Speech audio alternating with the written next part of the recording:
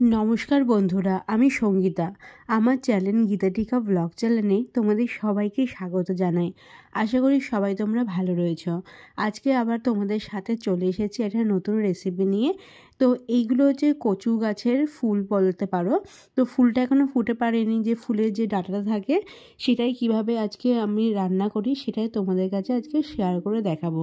তো এই মাথার ফুলগুলো এখন আমরা খাই না, তো মাথার ফুলগুলো ফেলে দেবো। আর যে ডাঁটাগুলো রয়েছে সেগুলো কিভাবে কাটতে হয়, কিভাবে রান্না করতে হয় সেটাই তোমাদের কাছে আমি আজকে শেয়ার করব।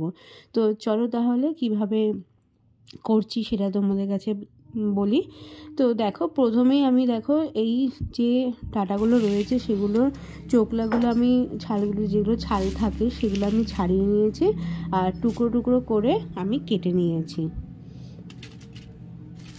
তোমরা এগুলোকে কী বলো অবশ্যই কমেন্টস করে জানিও। আর দেখো, আমি 2 আটি নিয়েছি, তো 1 আটি প্রায় ছাড়িয়ে নিয়েছি আর 1 আটি ছাড়িয়ে নিয়ে আসছি। আর এখানে দেখো আমি কিছু পেঁয়াজ, রসুন, লঙ্কা নিয়েছি। তো কিছু পেঁয়াজ কুচি কুচি করে কেটেছি, আর রসুন আমি কিছু গোটা রেখেছি আর কিছু কুচি কুচি করে কেটে রেখেছি। আর এখানে রয়েছে সে কচুরির যে ডাঁটাগুলো থাকে সেগুলো আমি একটু জল দিয়ে একটু ভাপিয়ে নিয়েছি। একদম ভাপিয়ে নিইনি, তাহলে একদম সেদ্ধ হয়ে যাবে। একটু ভাপিয়ে নিয়ে জলটা আমি ফেলে দিয়েছি। তো চলো রান্নাটা করি এবার। তো প্রথমে আমি একটা কড়াই নিয়ে নিয়েছি, আর কড়াইয়ের মধ্যে আমি সর্ষের তেল দিয়ে নিয়েছি। আর তেলটা ভালো করে গরম করে নেব। তো তারপরে আমি কালো জিরে ফোড়ন দিয়ে নেব, আর দিয়ে এখানে তোমরা শুকনো লঙ্কা দিতে পারো, তো আমি এখানে দিইনি। আর এখানে যে পেঁয়াজ রয়েছে, রসুন আর লঙ্কা সেগুলো আমি দিয়ে ভালো করে এবার ভেজে নেব। কচুর এই ডাঁটাগুলো খাওয়া খুব উপকার, কারণ এগুলো গায়ে ব্যথা সুলভ যদি গায়ে থাকে অনেক কমে যায় এগুলো, তো খাওয়া খুবই ভালো। আর এখানে দেখো পেঁয়াজ রসুনগুলো আমি প্রথমে ভালো করে লাল লাল করে ভেজে নেব, তারপর পেঁয়াজগুলো দিয়ে ভালো করে ভেজে নিচ্ছি।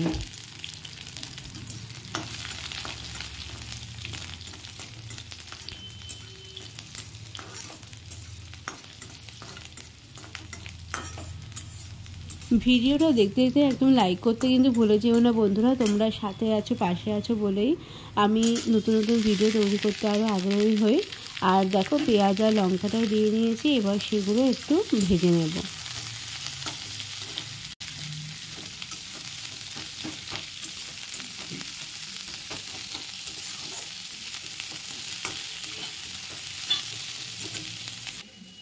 এরপরে আমি এক এক করে একটু নুন, হলুদ আর চিনি দিয়ে দেবো। এগুলো সব পরিমাণ মতো দিয়ে দিতে হবে। তো দিয়ে ভালো করে এবার নেড়ে চেড়ে নেব।